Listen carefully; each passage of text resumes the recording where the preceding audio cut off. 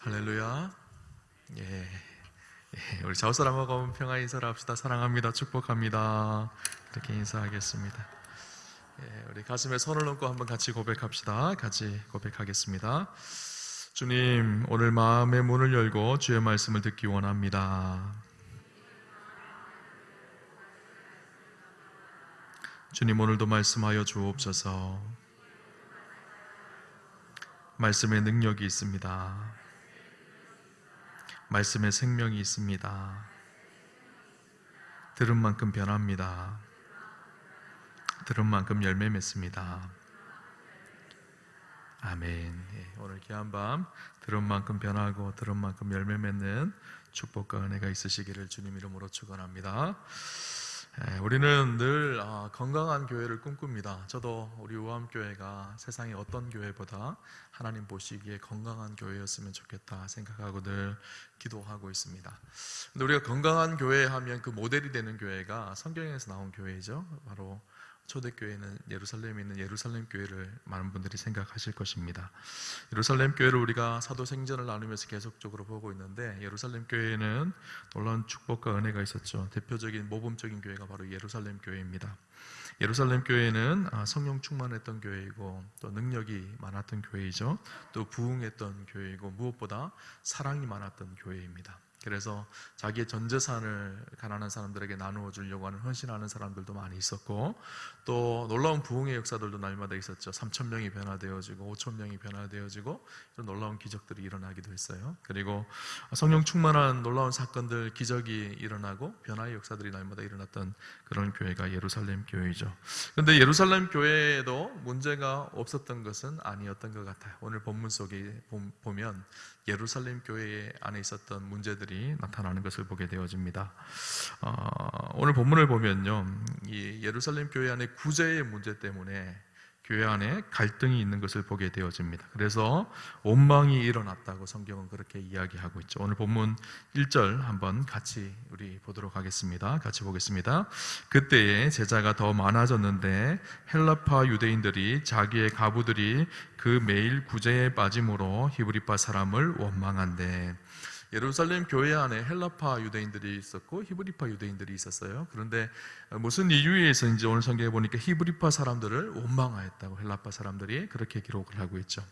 사실 우리의 삶 속에 원망은 늘 있습니다. 교회에도요, 원망과 불평이 끊어진 적이 없는 것 같아요. 저도 목회를 하면서 이렇게 원망의 소리를 많이 듣게 되어지고 또 불평의 소리를 많이 듣게 되어집니다. 그런데 이 원망이 끊이지 않는 일이요, 여러분, 우리가 우리의 삶 속에 늘 있는 일이지 하고 가볍게 느낄 문제는 아니라는 생각이 들어요. 오늘 성경에 구체적으로 예루살렘 교회에 일어났던 이 원망의 문제를 다루고 있는 것을 보면 이 원망의 문제를 하나님은 중요하게 여기셨다라는 생각이 듭니다. 우리 삶 속에 늘 원망하고 불평하는 일을 가볍게 생각하지만 하나님께는 그것이 결코 가벼운 일이 아니라는 사실이죠. 사실 교회의 모든 문제의 발단은 어디서 시작되어지는가 하면 원망과 불평에서부터 시작되어집니다. 우리가 원망과 불평을 가볍게 여기는 마음이 무엇인가 하면요, 하나님의 뜻과는 우리의 삶이 굉장히 멀리 있다라고 생각이 든다는 마음이 들어요. 우리는 쉽게 생각합니다. 한번 원망하고 한번 불평하면 그냥 끝나는 것으로 생각하는데, 원망은 또 다른 원망을 만들어내고요, 그래서 교회를 갈등하게 만들고 결국은 교회의 분열을 만들게 되어집니다. 그래서 처음에는 누가 분열하고 교회가 깨어질 것을 생각하고 원망하고 불평하는 것이 아니죠. 그런데 이것이 커지기 시작하면 점점 그 갈라진 틈이 벌어져서 결국 교회 공동체를 무너뜨리는 일이 되어지는 것이죠. 당시 예루살렘 교회는 두 파가 나누어져 있었습니다. 이것은 의도적으로 나눈 파는 아니고요, 자연적으로 나누어진 파가 있었어요. 아까 말씀드렸던 것처럼 헬라파 유대인과 이 히브리파 유대인들이었어요. 예루살렘 교회 공동체가 세워졌는데 대부분 유대인 중심적으로 예루살렘 교회가 세워졌죠. 그런데 헬라파 유대인이 있었고 히브리파 유대인들이 있었어요. 히브리파 유대인들은 원래부터 히브리인으로서 그곳에 살아서 태어나서 그곳에서 자란, 이스라엘 안에서 예루살렘 안에서 태어나서 예루살렘 안에서 자랐던 사람들, 그 사람들은 히브리파 유대인입니다. 반면에 헬라파 유대인들은 당시 디아스포라 유대인들이 굉장히 많았거든요. 그래서 흩어져 있는 유대인들이 굉장히 많았습니다. 그들이 무슨 이유에서인지 모르지만 다시 예루살렘으로 돌아와서 예루살렘에 살고 있는 그러니까 태어나는 것을 이스라엘에서 태어난 것이 아니라 다른 나라에서 태어나서 다른 나라에 살았던 그런 유대인들을 헬라파 유대인이라고 했었어요. 그러니까 이 히브리파 유대인하고 헬라파 유대인은요, 그 삶의 모습, 문화, 살아왔던 삶의 자세 이런 것이 전혀 달랐죠, 그죠? 우리도 그렇잖아요. 한국에서 태어나서 한국에 사는 한국인이 있고요, 미국에 가서 태어나서 교포로 자라서 미국 시민권을 가지고 있는 한국 사람이 있어요. 근데 겉으로 모습은 한국 사람 같아 보이지만 말하는 거나 행동하는 거나 미국 사람에 더 가까운 한국 사람들 있잖아요. 근데 오늘 예루살렘 교회 안에는요, 당시 예루살렘 이 히브리파 유대인들도 있었지만 대부분의 많은 사람들이요 헬라파 유대인이었어요. 그들은 외국에서 태어나서 유대인이었지만 외국에서 자라서 그렇게 살다가 다시 예루살렘으로 돌아온 사람들. 그들의 언어는 주로 헬라어를 많이 사용합니다. 히브리파 사람들은 어떤 언어를 사용할까요? 히브리 언어를 많이 사용합니다. 그러니까 언어에도 서로 다름이 있었고 생활 태도나 패턴도 서로 다름이 있었던 것이죠. 그런데 문제가 생기기 시작했습니다. 아마 제 생각에는 오해였을 것 같다라는 생각이 들어요. 당시에는 예루살렘 교회가 구제의 물품들을 가난한 사람들에게 많이 나누어줬는데 매일 아침마다 구제하고 힘든 사람들에게 식량을 나눠주고 구제 물품을 나누어주는데 그 구제 물품 중에 배급을 하던 중에 이 히브리파 사람들, 히브리파 유대인 중에 과부들은 그 구제 물품을 잘 받았는데 헬라파 사람들은요 그 구제 명단에서 이름이 빠진 사람들이 있는 거예요. 그러니까 헬라파 사람들이요 기분이 나쁜 거예요. 아니가 우리가 저 멀리 외국에서 왔다고 이렇게 우리를 괄시하는 건가? 우리를 천대하는 건가? 이것 때문에 기분이 나빠서 이제 원망이 막 일어나기 시작한 것이죠. 제 생각에는 의도적으로 사도들이 헬라파 사람들을 빼버린 것은 아닌 것 같아요. 그럼에도 불구하고 사도들이 12명이잖아요. 당시 교회가 3,000명이 변화되고 5,000명이 변화되고 성도 수가 거의 10,000명이 넘어가는 그런 정도의 예루살렘 교회였을 것입니다. 그러니까 12명의 사도가 이 모든 일들을 관리하기가 너무너무 힘들었어요. 것 같아요. 그러니까 어쩔 수 없이 누락되어지는 사람들이 자연스럽게 나오게 되어지고 그것 때문에 원망과 불평이 교회에 일어나게 되어졌죠. 여러분, 교회가 외부적으로 핍박이 있는 것보다 더 어려운 것은요 내부적인 원망과 불평이 생길 때입니다. 그래서 서로가 서로를 미워하고 서로가 서로를 질시하는 문제가 교회 안에 일어날 때, 외부적인 문제가 일어날 때는 외부에 핍박이 있을 때는 성도들이 한 마음이 되어서 그 핍박을 이겨내지만 내부적으로 분쟁이 있을 때는 그것을 이기기가 참 힘듭니다. 서로가 서로 편에 서서 나는 헬라파다, 나는 히브리파다, 나는 왜 헬라파라고 이렇게 나를 무시하냐, 히브리파라고 나를 무시하냐, 막 이렇게 싸우기 시작하는 거예요. 우리가 참 중요한 것이 있어요. 우리 안에 일어나는 오늘 이 갈등의 문제, 또 우리 안에 일어나는 이 원망의 문제가요 사사로이 대하면 안 된다라는 사실이에요. 이것을 끝까지 우리의 마음에 품고 갈등을 계속적으로 만들어가기 시작하면 결국 교회가 망가지기 시작하고 교회가 무너지기 시작한다라는 사실입니다. 원망은요 원망을 만들어냅니다. 원망의 소리를 들었을 때 잘 생각해 보세요. 구제 헌금을 냈던 사람들의 마음은 어땠을까요? 자기의 전 재산을 털어서 자기의 농가 밭을 다 팔아서 하나님 앞에 기쁨으로 구제 헌금을 냈던 사람들이 자기가 낸 구제 헌금 때문에 사람들이 원망하고 불평하고 다투고 싸우고 있다면 어떤 생각이 들었을까요? 내가 구제헌금을 괜히 냈나 보다. 구제헌금 내지 말걸. 그냥 작으면 작은 대로 받고 크면 큰 대로 받지 그것 때문에 왜 싸우나 막 화가 나기도 하고 다시는 내가 구제헌금 내는 거 봐라 이런 마음이 들지 않았을까요? 그죠? 우리가 그렇습니다. 시험이 생길 때 가장 먼저 떠오르는 방법은요 무엇인가 하면 그만두는 거예요. 원망이 들 때 가장 먼저 생각나는 것이요 내가 일 안 하면 되지. 집어치우고 말지. 내가 집사 안 하면 되지. 그냥 권사 안 하면 되지. 내가 교회에서 회장 안 하면 되지. 괜히 이 일 해가지고 괜히 욕만 먹고 괜히 이 일 해가지고 내가 이렇게 힘드나 이런 생각이 생기는 것이 자연스러운 거죠. 그죠? 그 마음은 누가 주는 마음일까요? 사단이 주는 마음이에요. 사단이 가장 기뻐하는 일이 그 일입니다. 교회 안에 분쟁을 일으켜서 서로가 그 문제 속에서 벗어나게 만들어서 교회를 떠나게 만들거나 공동체를 망가뜨리거나 아니면 하나님의 귀한 사명과 사역을 등한시 여기게 만드는 것, 이것이 가장 기뻐하는 존재가 누굴까요? 사단이에요. 여러분, 우리가 우리 자신을 잘 돌아보아야 합니다. 혹 원망 때문에 하나님께서 맡기신 일을 중단한 적이 없는지. 부모와 자녀 간의 관계도 마찬가지입니다. 서로가 원망이 되면 부모와 자녀 간의 인연을 끊으면 되지. 부부관계도 마찬가지입니다. 서로 원망이 생기고 불평이 생기면요 그 갈등 때문에 다시는 안 보면 되지, 이혼하자고 이렇게 나가는 거예요. 교회도 마찬가지죠. 교우 관계 속에서 원망함이 생기면요, 내가 저 사람 안 보면 되지. 아니면 더 나아가서는 교회가 여기밖에 없나, 다른 교회 가면 되지. 그렇게 이야기하죠. 그만두는 것, 갈라서는 것 쉬운 방법 같지만 사실은 그것이 올바른 해결책이 아니라는 거예요.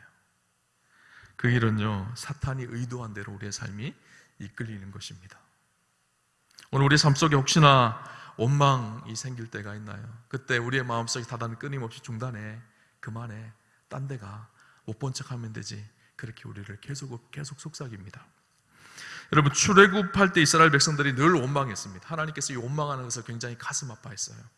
모세를 늘 원망했습니다. 우리를 괜히 애굽에서 끌어내서 이렇게 광야에서 고통을 주나, 모세에게 원망과 불평을 다 했죠.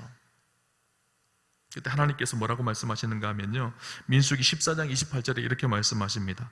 그들에게 이르기를 여호와의 말씀에 나의 삶을 가리켜 맹세하노라. 너희 말이 내 귀에 들린 대로 내가 너희에게 행하리니. 너희 말이 내게 들린 대로 내가 너희에게 행할 것이다. 원망하며 죽겠다 하면요, 진짜 죽는 거예요. 망하겠네 하면 진짜 망한 거예요. 여러분, 우리 안에 일어나는 원망의 마음을요, 원망의 말을요, 축복의 말로 바꾸셔야 합니다. 지난번에도 제가 말씀드렸던 것 같아요. 죽겠다 하지 마시고요, 어떻게 하라 그랬죠? 기억나시나요? 죽게 있다. 모든 것이 죽게 있습니다. 여러분, 바꾸셔요. 죽겠다 하지 마시고요, 죽게 있습니다. 기도하세요. 그리고 그죠? 오늘 우리 일어나는 원망과 불평의 문제를요, 축복의 문제로 바꾸시길 바랍니다. 좋은 교회는 어떤 교회일까요? 건강한 교회는 어떤 교회일까요? 원망함에 사무쳐서요, 갈등의 골이 깊어져서 내가 그 사람을 안 봐야지, 이렇게 하는 교회가요, 안 좋은 교회예요. 좋은 교회는 어떤가일까요?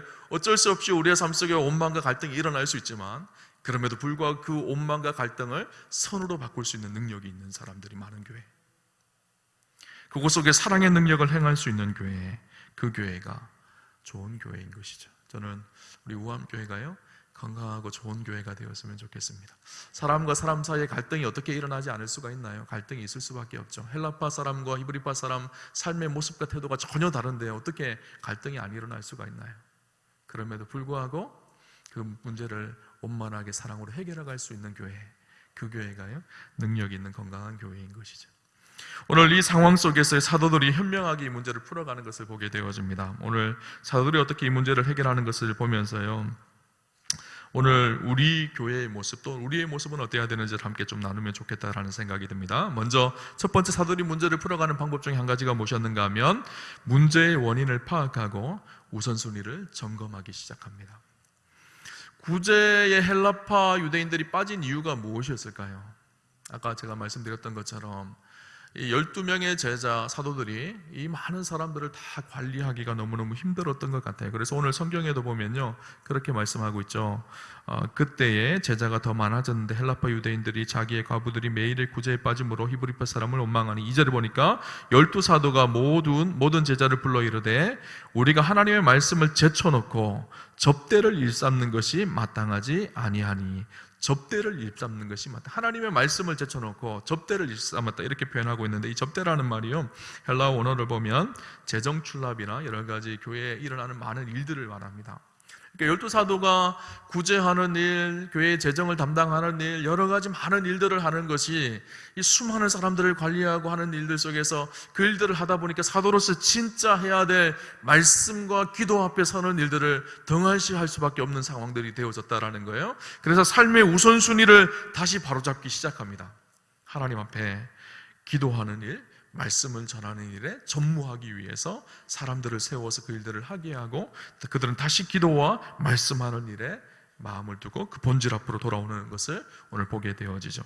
우리가 무슨 일을 하다가 일이 너무 많아 감당할 수 없을 때 우리의 마음속에 첫 번째 점검해야 될 것이 무엇인가 하면요, 하나님 앞에 내가 먼저 가져야 될 가장 본질적이고 근본적인 일이 무엇인지를 찾아서 행하는 일이에요. 다시 말하면 우선순위를 분명하게 하는 일입니다. 우리가 어떤 일들을 할 때 우선순위를 정하지 않으면요, 모든 것이 다 우선순위가 되기 시작하면 사실 다 모든 것에 실패하는 인생이 되어집니다. 우리가 우선순위를 이루어가는데 최고의 우리의 삶을 방해하는 것이 뭔지 아세요? 차선들이에요. 차선들. 우리가 어떤 일들을 할 때 이것도 되고 저것도 해도 좋지만 저것 때문에 사실 더 중요한 일들을 하지 못하는 것들이 많다는 거예요. 그래서 오늘 우리 삶 속에 우선순위가 뭔지를 체크해야 됩니다. 스티븐 코비가 성공한 사람들의 7가지 습관이라는 책을 썼죠. 그 책에 보면 성공한 사람들은 중요한 일을 먼저 하는 습관을 가지고 있다. 가장 중요한 일이 무엇인지를 체크하고 그 중요한 일에 온 마음과 열정을 다한다는 거예요. 그래서 본질적인 일이 무엇인지 비본질적인 일이 무엇인지를 잘 분별하여서 올바른 선택을 해야 됩니다. 이런 속담이 있습니다. 시계가 하나인 사람은 시간을 정확히 알지만 시계가 2개인 사람은 결코 확실한 시간을 알지 못한다. 시계가 하나인 사람은 자기가 기준을 맞추고 초점을 맞출 것이 하나인 사람은 그 초점을 정확하게 맞추지만 시계가 2개인 사람은 이것도 맞다가 저것도 맞다가 이것도 못하고 저것도 못하는 그런 삶이 되어진다라는 거예요. 오늘 우리의 삶 속에 중심에 맞춰야 될 초점이 무엇일까요? 부부관계 속에 중심에 맞춰야 될 초점이 무엇인가? 부부간의 사랑이라는 중심이라는 초점이 있죠. 저는 신앙생활도 마찬가지예요. 하나님과 우리 사이에 우리가 중심을 두고 맞춰야 될 것이 무엇인가 하면 하나님을 사랑하는 것, 이것이 우리의 삶의 최우선순위가 되어져야 합니다. 다른 일들은 그 일들이 이루어진 일들 속에 이루어져야 될 일들인 것이죠. 그리스도인은요, 날마다 하나님을 만나고 그 은혜 속에 그 감격 속에 살아가는 이 일들이 선별되어야 돼요. 그래서 오늘 사도들은요, 많은 분주한 일들 속에 기도하는 일, 말씀을 전하는 일에 전무하기 위해서 마음과 정성을 다하는 것을 보게 되어집니다. 이것이 왜 중요할까요? 성도들, 당시 초대교회 그리스도인들에게 결국은 누가 전하는 말씀이 흘러갈까요? 사도들이 전하는 말씀이 흘러가거든요. 사도들이 기도하며 성령 충만하여서 그 은혜 속에 감격 속에 말씀을 묵상하고 그 말씀이 증거되어질 때 그 말씀의 능력이 되어서 교회가 새로워지는 역사가 일어나죠. 근데 교회에서 이 일도 바쁘고 저 일도 바쁘고 이렇게 바쁘고 저렇게 바쁘다 보니까 기도도 하지 못하고 말씀도 잘 준비하지 못하면 교회가 어떻게 될까요? 교회 전체가 냉랭해지고 차가워지는 것이죠. 무엇이 우선인지를 잘 분별하는 것이 너무너무 중요했던 것 같습니다. 그래서 사도들은 기도하고 말씀을 전하는, 말씀 앞에 서는 일을 전념하였다고 그렇게 성경은 기록을 하고 있죠. 그리고 예루살렘 교회 구제하는 일을요, 포기한 것이 아니에요. 그 일들도 여전히 사람들을 세워서 감당하게 하죠. 두 번째 했던 일이 무엇인가 하면 일을 분담하기로 합니다. 사도들만 그 일들을 하는 것이 아니라 그 일들을 함께 나누어서 함께 그 일들을 감당하게 하죠. 문제가 발생하였다고 해서 그 문제를 포기하는 것은 아주 하책입니다. 우리가 상책이 있고 하책이 있잖아요, 그죠? 문제가 생겼다고 일 하지마 집어치워 하는 것은 하책이에요. 이 일들을 잘 감당할 수 있도록 사람들을 세워서 그 일들을 잘 이루어가게 하는 것이 참 중요해요. 대안을 모색하는 것이 참 중요합니다. 주위에 때때로 감당할 수 없는 문제들 때문에 힘들어하는 분들을 볼 때가 있어요. 그분들을 보면 특징 한 가지가 무엇인가 하면 모든 것을 다 자기가 해야 된다고 생각하는 거예요. 그것 때문에 끙끙 앓다가 힘들어하다가 결국은 포기하는 일들을 보게 되어집니다. 교회에도 간혹 목사님들이 탈진하는 목사님들을 볼 때가 있어요. 다 당신이 해야 된다는 거예요. 물론 그분이 잘하는 탁월함도 있어요. 설교도 잘하시고 뭐 여러 가지 교회 행정들도 잘하시고 탁월하세요. 근데 그러다 보니까 다른 사람을 믿지를 못합니다. 부교육자들을 믿지 못하여서 부교육자들에게 설교를 맡기지 않아요. 그리고 부목사님들에게 신방을 맡기지 않아요. 자기가 모든 일을 하다가 나중에는 탈진해서 이제는 목회 못하겠다 하시는 분들, 아니면 마음과 몸에 병이 들어서 이것도 못하겠다 저것도 못하겠다 하는 상황이 되어지는 그런 일들을 종종 볼 때가 있습니다. 교회는요, 함께 그리스도의 몸을 이루는 공동체입니다. 누가 혼자 짐을 다 지고 그렇게 가는 곳이 아니에요. 교회는요, 좋은 교회는요, 개미 군단이 있는 교회가 좋은 교회. 특별한 한 사람이, 굉장한 능력이 있는 한 사람이 모든 것을 다 이루는 교회가 좋은 교회가 아니라 개미 군단처럼 작지만 힘을 보태서 모두가 함께 세워가는 교회가요, 건강한 교회예요. 어떤 한 사람이 특별한 힘을 가지고 교회를 세워가기 시작하면요, 그 사람이 무너지면 교회 전체가 다 무너집니다. 그러나 서로가 힘을 내서 서로가 부둥켜 안고 작은 개미가 되어서 함께 교회를 세워가면 교회가 든든하게 서가게 되어지죠. 여러분, 독창과 합창의 차이가 무엇일까요? 독창은요, 물론 뭐 독창도 그렇고 합창도 그렇고 모두가 노래를 잘하면 좋겠죠. 그런데 독창은 자기의 소리를 가지고 혼자서 노래를 부르는 것이 독창입니다. 그러나 합창은 여러 사람의 목소리를 잘 맞추어서 노래를 부르는 것이 합창입니다. 독창은요, 자기의 소리를 아름답게 만들어내는 것이 너무너무 중요합니다. 그러나 합창은요, 조화를 얼마나 잘 이루느냐가 더욱 중요합니다. 내가 노래를 특별히 잘한다고 해서 내 목소리를 특별하게 나타내는 것은요, 오히려 화음을 깨고 공동체를 깨는, 합창의 소리를 깨는 일을 하게 되어지죠. 그래서 자기의 소리를 줄이고 다른 사람의 소리에 귀를 기울이고 공동의 소리를 내는 것이 합창이죠. 교회는요, 독창하는 곳이 아니에요. 합창하는 곳이에요. 함께 서로가 서로의 마음을 맞추어주고 지휘자의 지휘에 따라서 소리를 내는 것. 우리의 지휘자가 누구실까요? 예수님이시죠. 그 예수님의 말씀과 예수님의 뜻 앞에 순종하며 함께 서로 조화롭게 마음을 맞추어서 함께 일을 만들어가는 것. 교회는요, 혼자서 하는 독불장군이 아닙니다. 합창하며 함께 내 소리를 너무 크게 내지 않고 또 너무 작게도 내지 않고 함께 조화를 이루며 함께 만들어가는 거예요. 때때로는 함께 소리를 만들어낼 때 내 소리를 내고 싶을 때도 있고 내 의견을 표출하고 싶을 때도 있고 나의 잘함을 자랑하고 싶을 때도 있지만 그것을 슬며시 감추고 모두가 드러나게 하는 곳, 그곳이요 진짜 아름답고 건강한 공동체가 되는 것이죠. 간혹 그런 분들이 있습니다. 교회의 목회자들은 교회에서 생활비를 받고 교회에서 일을 하니까 목사님들이 일을 많이 하시고 성도들은 일을 조금만 해도 된다 생각하는, 착각하시는 분들이 계세요. 그런데 그렇지 않습니다. 그런 교회들은요, 결국은 망하는 교회가 되어져요. 온 성도들이 저마다 맡은 직분을 가지고 성실하게 자기에게 주어진 귀한 사명을 충성스럽게 감당하는 교회. 최소한 저는 그런 생각이, 우리 재직들은 최소한 1인 1사역은 하셔야 된다라는 생각이 들어요. 그래야지 일이 균형적으로 분배가 되어지거든요. 어떤 분들은 무거운 짐을 지고 많은 짐을 지고 수고하며 끙끙거리며 사명을 감당하세요. 그럼 나중에 탈진하고 지친 마음이 들 때가 있죠. 함께 일을 나누어져서 함께 일을 분배하고 함께 그 사역에 동참할 수 있는 은혜, 그런 교회가요 건강하고 행복한 교회가 되어집니다. 마지막 세 번째는 무엇인가 하면요, 일꾼을 이제 세웁니다. 그래서 오늘 성경에 보면 초대교회 7 집사들이 세워지는 장면이 나오죠. 그 7 집사를 세우는데요, 일꾼을 세우는 자격과 기준이 나옵니다. 오늘 본문 우리 3절 같이 한번 볼까요? 같이 한번 보겠습니다. 형제들아, 너희 가운데서 성령과 지혜가 충만하여 칭찬받는 사람 7을 택하라. 우리가 이 일을 그들에게 맡기고. 아멘. 초대교회에 주님 맡기신 귀한 사명을 감당하기 위해서 교회의 일꾼을 세웁니다. 7명의 집사를 세우는데 집사를 세우는 기준이 있습니다. 처음에 무엇이죠? 6장 3절에 우리가 읽었던 본문에 무엇이 충만한 사람일까요? 성령이 충만한 사람. 두 번째는 무엇이 충만한 사람이었을까요? 지혜가 충만한 사람. 세 번째는 무슨 사람이었죠? 칭찬받는 사람. 오늘 본문을 한번 다시 보세요. 성령과 지혜가 충만하여 칭찬받는 사람 7을 대하라. 여러분, 집사님이나 교회 직분자들을 세울 때 잘 보셔야 돼요.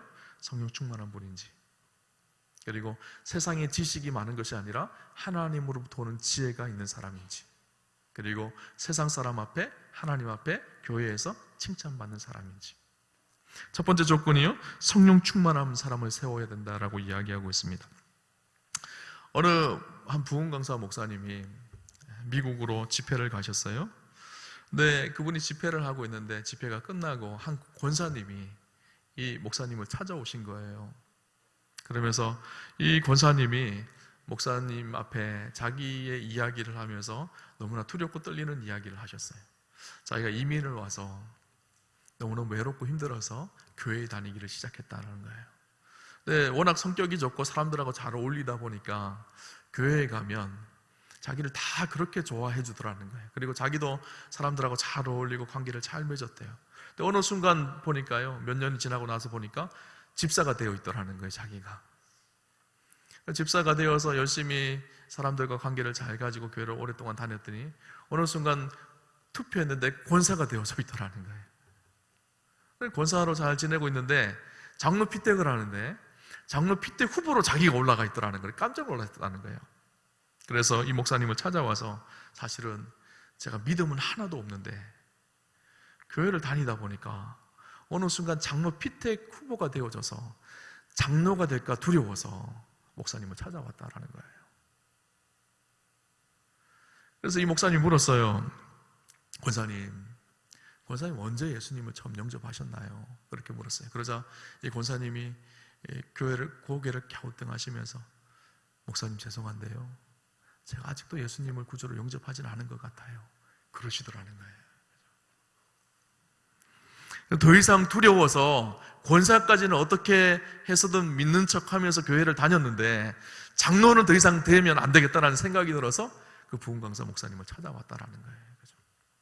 여러분, 우리가 이럴 수 있습니다. 교회를 오래 다니면서 집사가 될 수도 있고, 교회가 오래 다니면서 권사가 될 수도 있고, 심지어는 교회 오래 다닌 것 때문에 장로도 되어줄 수도 있습니다.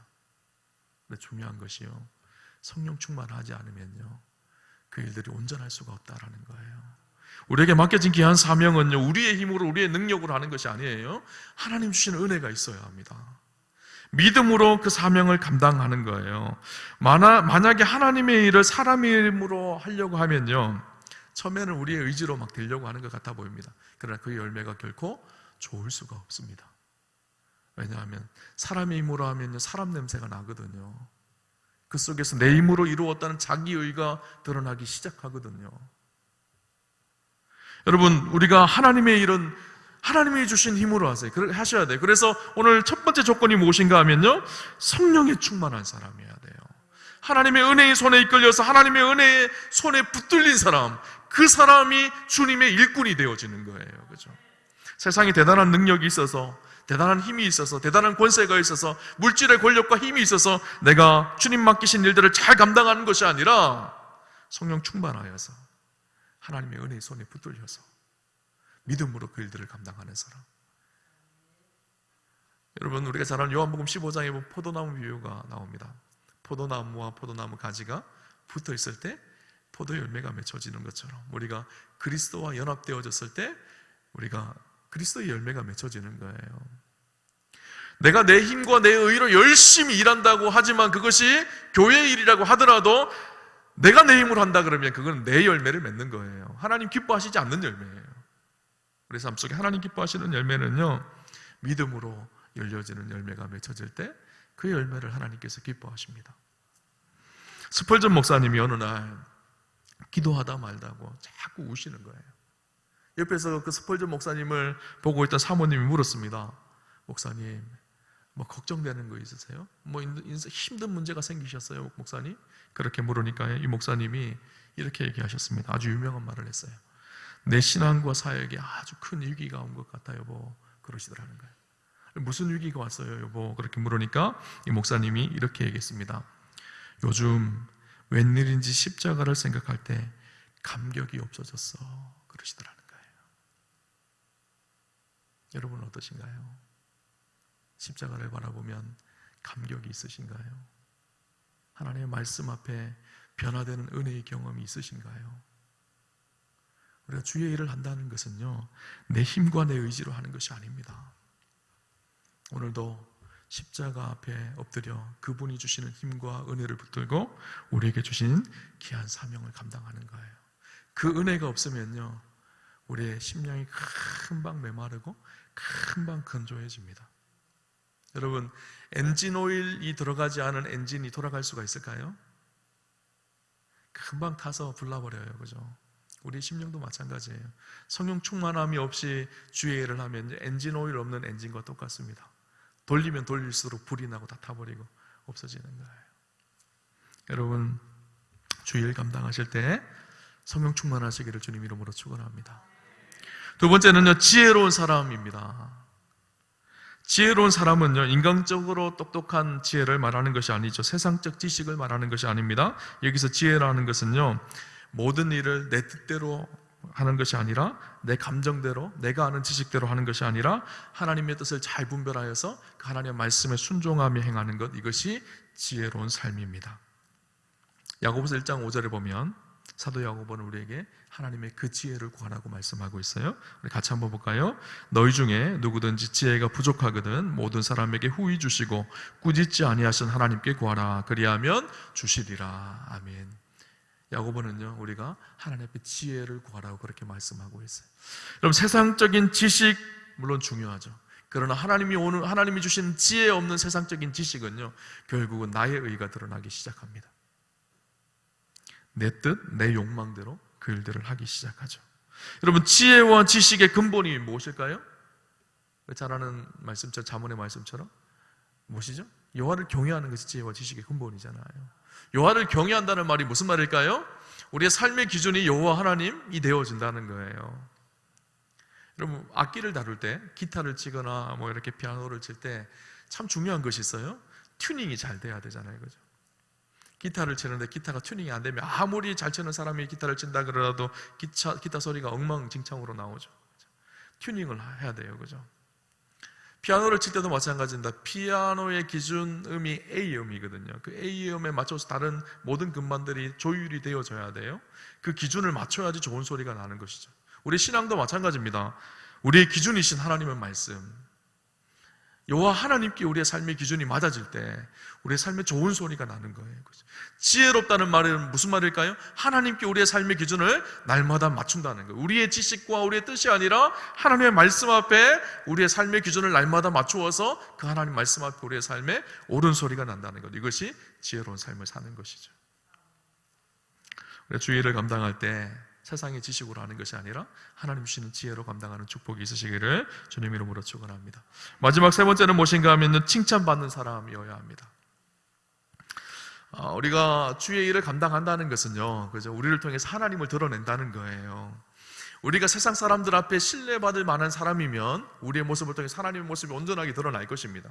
그런데 우리가 세상 사람들에게 책망받는 사람들이 어떻게 하나님의 모습을 온전하게 드러낼 수가 있나요? 그죠? 그래서 하나님이 일꾼들을 세울 때 참 중요한 것이 무엇인가 하면 세상 속에 사람들 앞에 칭찬받는 사람들을 세우는 것.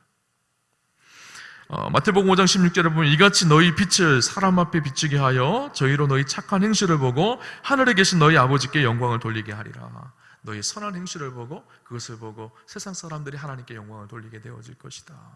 그래서 칭찬받는다고 해서 세상적으로 대단히 큰 일, 막 어마어마한 일을 하라는 것이 아니라 우리에게 주어진 작은 일 한 가지 한 가지에 최선을 다하고 열심을 다하여서 충성을 다하여서 그것을 통해서 하나님의 살아계심을 드러내라는 거예요. 그래서 누가복음 16장 10절에 보면 지극히 작은 것에 충성한 자는 큰 것에도 충성되고 지극히 작은 것에 불의한 자는 큰 것에도 불의하느니라, 그렇게 말씀하고 있죠. 오늘 우리에게 주어진 작은 삶의 일상들, 그 일상들을 하나님 앞에 서 있다는 마음으로 충성스럽게 살아가십시오. 그러면 그것이 하나님 앞에, 사람들 앞에 칭찬받는 일이 되어집니다. 영국의 어느 극단의 한 배우가 한 소년 아이가 배우가 되고 싶어서 한 극단에 들어갔다는 거예요. 그런데 극단에 들어갔는데 처음에 극단에 들어가면 바로 배우가 되는 게 아니라 청소하고 설거지하고 이런 일부터 하는 거예요. 그래서 이 아이 소년이 몇 년 동안, 오랫동안 그 극단에 들어가서 한 번도 단역도 맡아보지 못하고 열심히 청소하고 빨래하고 이런 일을 했어요. 그런데 어느 날 기회가 왔습니다. 이 소년에게 배역을 하나 맡긴 거예요. 갑자기 단역을 맡은 사람이 배탈이 나서 못 나오게 되어져서 이 소년에게 배역을 맡겼는데 그 배역이 무엇이었는가 하면 임금이 잔치를 베푸는데 병사가 전쟁의 급한 소식을 가지고 막 뛰어들어와서 전쟁의 그 승리의 소식을 왕에게 전하는 장면이었어요. 이 소년이 그 배역을 맡고 너무 기뻤습니다. 어떻게 하면 이 배역을 잘 감당할 수 있을까? 오랫동안 그 연극을 봐왔기 때문에 그냥 안 보고도 할 수 있는 배역이었는데 고민을 했어요. 그러다가 자기 동료 한 명을 불렀습니다. 그 배역이 시작될 때 자기를 불러달라는 거예요. 자기가 뒷뜰에 있을 테니까 뒷뜰에서 그 배역이 시작되어져서 내가 들어가야 될 때 그때 자기에게 신호를 달라는 것이었어요. 그래서 그 소년이 뒷뜰로 가서 뭐 했는가 하면 열심히 갑옷을 입고 뒷뜰을 막 계속 달렸어요. 온몸에 땀이 막 나고 먼지를 다 덮어쓰고 갑옷을 입고 연극 분장을 하고 다니 얼마나 덥겠어요. 그래서 신발에 먼지가 다 묻고 막 땀이 막 나고 막 그런 상황이었어요. 그러자 이 자기 동료가 나와서 지금이 들어갈 시간이야. 그러자 그 모습 그대로 막 뛰어 들어가서 왕 앞에 탁 꿇어뜨리고 전쟁에서 승리했습니다, 그렇게 소식을 전한 거예요. 사람들이 다 깜짝 놀랐습니다. 진짜 전쟁터에서 뛰어나온 사람인 줄 알고 그를 보면서 감동을 했다라는 거예요. 그 사람이 누구인가 하면요, 영국 최고의 배우였던 로렌스 올리비에라는 배우입니다. 영국의 배우로는 최초로 종신귀족의 직분을 받게 되어진 대단한 사람이었다고 해요. 작은 일, 보잘것없는 일, 그런 일이지만 그 맡은 일에 충성을 다하고 사람들 앞에 칭찬받는 일. 우리 그리스도인들이요, 세상 속에 살아갈 때 정말 고민하며 배워야 될 그런 문제라는 생각을 해봅니다. 오늘 우리 그리스도인들 때문에 세상이 얼마나 손가락하고 질책을 하나요? 이런 시대에 오늘 축복하기는 우리 우암교회 성도님들은 칭찬받는 그런 축복과 은혜가 있었으면 좋겠습니다. 오늘 마지막 7절을 읽고 말씀을 정리하려고 합니다. 7절 우리 같이 한번 읽어보도록 하겠습니다. 같이 읽겠습니다. 하나님의 말씀이 점점 왕성하여 예루살렘에 있는 제자의 수가 더 심히 많아지고 허다한 제사장의 무리도 이도에 복종하느니라. 놀라운 일이 일어났습니다. 교회에 위기가 찾아왔죠. 서로 원망하고 불평하는 이런 위기가 찾아왔는데, 이런 위기가 기회로 바뀌어져서 어떻게 됐죠? 하나님께서 예루살렘 교회의 제자의 수가 훨씬 더 많아지고 말씀의 부흥이 일어나고 수많은 사람들이 그리스도 앞에 복종하는 놀라운 역사가 일어났습니다.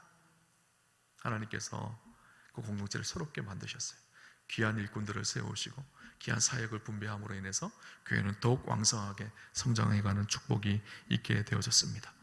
오늘 우리 우암교회도 이런 부흥의 역사가 일어나기를 주님 이름으로 축원합니다. 우리에게 맡겨진 귀한 사명, 작은 일이지만 충성스럽게 하나님 앞에 기쁨으로 감당하여서 하나님 놀라운 은혜의 역사가 함께하기를, 귀한 일꾼들이 든든히 세워지는 건강하고 행복한 교회가 되기를 주님 이름으로 축원합니다.